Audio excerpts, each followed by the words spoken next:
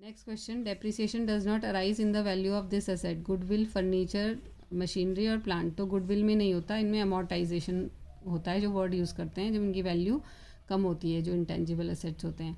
Next question, the cost of a machine is ₹55,000 and its residual value is 5,000 according to the straight line method, the annual depreciation at the rate 10% will be. तो यहाँ पे हमें annual depreciation निकालना है, 55,000 minus 5,000, या नहीं, हाँ वो तो होगी हमारी कॉस्ट, और उसमें हमने एनुअल डेप्रिसिएशन 10% के हिसाब से निकालना है। तो 55,000 में से 5,000 reusable value, realisable value minus कर देंगे, और 50,000 का 10% कैलकुलेट करेंगे, तो आंसर आएगा ₹500। तो ये हमारा आंसर है। नेक्स्ट क्वेश्चन है, an unfavourable balance means debit balance in cash book, debit balance of asset account, credit balance in passbook, debit balance in passbook. तो डेबिट बैलेंस इन पासबुक होगा। अब यहाँ पे लिस्ट 1 और लिस्ट 2 को match करना है। स्ट्रेट लाइन मेथड में क्या होता है, स्ट्रेट लाइन मेथड में हमें ये वाला फॉर्मूला यूज़ करना होता है, cost of asset minus scrap value upon useful life.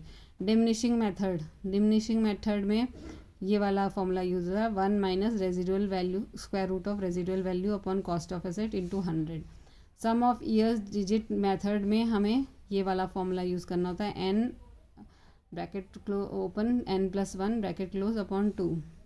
Production units method में ये वाला फॉर्मूला यूज़ होता है, depreciable amount multiply by production during the period upon estimate total production. तो ABCD का कोड क्या है, 4123।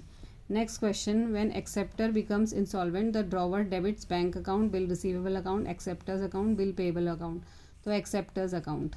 Next question, in bills of exchange, if the payment is made before average due date, the debtor is allowed rebate, interest, commission, discount. Rebate.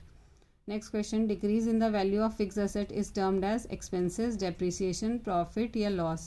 So depreciation. Next question, for providing depreciation on leasehold property, the appropriate method of depreciation is replacement value method, revaluation method, fixed installment method, diminishing balance method. तो यहाँ पे हम fix instalment method का use करेंगे in the case of leasehold property.